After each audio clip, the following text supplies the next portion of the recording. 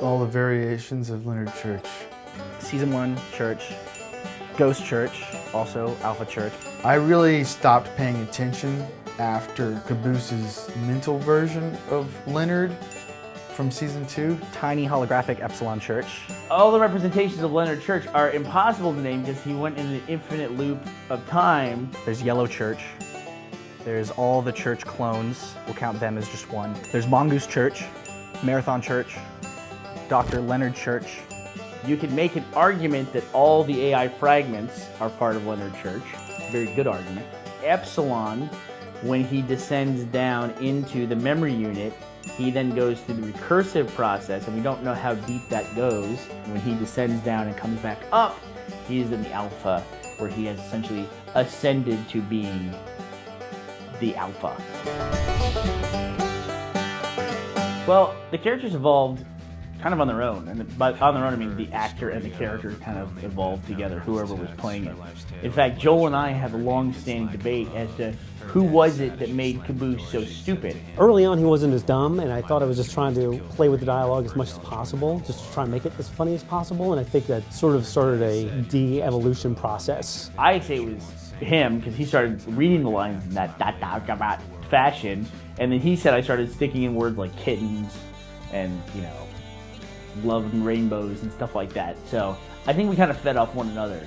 We wanted to flesh these characters out and show that they had more depth. With Sarge, I think to the rally speech, that's one of those moments that's, you kind of tread the line between being goofy, over the top, crazy, violence-loving Sarge and being really genuine, you know?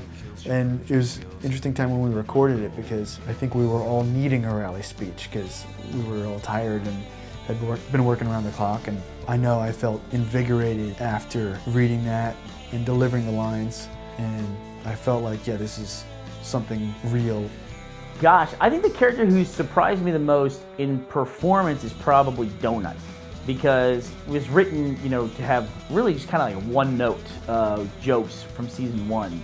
I wasn't exactly as mature a writer as I am today. But like working with Dan and just wanting the character to do more, he turned into a lot more fun, just make everyone kind of cringe when he talks, you know what I mean? But just like, he's just a genuinely likable guy. It's just like, he just has no filter, essentially.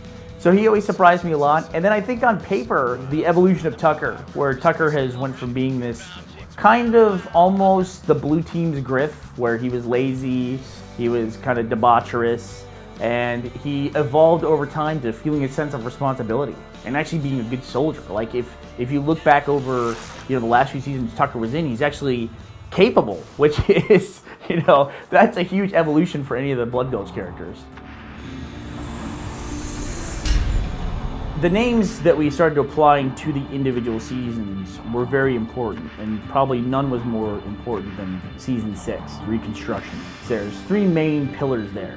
Reconstruction, it was the era after the Red versus Blue Wars, essentially.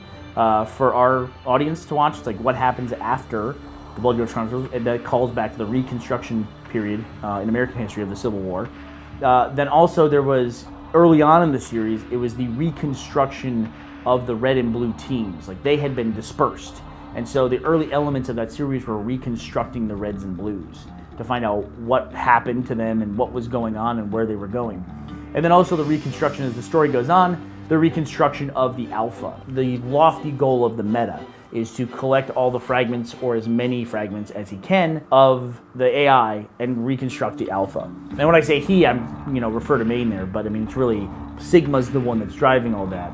We just don't know that Sigma's the one driving it until he shows up in season 10. Something is hunting our top agents, and I need all the help I can get to stop it. Stop it? If it's killing freelancers, I want to start a fan club for it. Build it a website. Freelancer was essentially a backstory that we wrote so that the universe had some kind of form to it. And the goofy jokes we were telling during the Blood Gulch Chronicles were at least within some kind of context that actually existed. It was really kind of different to have the audience be on that same page with us, where they know that these freelancers are all fighting and killing each other at some point in the future. And of course, it's great to focus on something like the meta, where the meta became one of these ultimate villains from the group, and we want to see how did that come about, because he just was such a popular character. But then it's also interesting too, like, what don't you tell? Like, what happens with North and South? Like, ultimately, you know? She goes from being close to her brother to being jealous of her brother to then eventually being responsible for the death of her brother. I think the thing that was the most satisfying about seeing the characters and understanding their stories is that Wyoming has a bitchin' mustache. Because the main show is serial, and one episode leads into the next, it did become, the backstory became this ever-growing thing that we had to service. But yeah, it's very tough because you don't want to contradict yourself, and you want to maintain the integrity of the overall story and the plot, and not create holes for yourself that you have to patch up in some kind of convoluted way, which we have never done. The plot of Red vs. Blue, in less than 2 sentences, is... I hate you. I hate you for asking me this question. 2 sentences? That's more than... I'm already over 2 sentences. It can't be done. A guy is trying to get over his ex-girlfriend, but he can't do it without the help of his buddies. Opinions are like assholes. And we have a lot of opinionated people on this show. There's some guys that are idiots, and they have spacesuits, and they're stuck in the canyon until they're not, and then they do things. 10 years.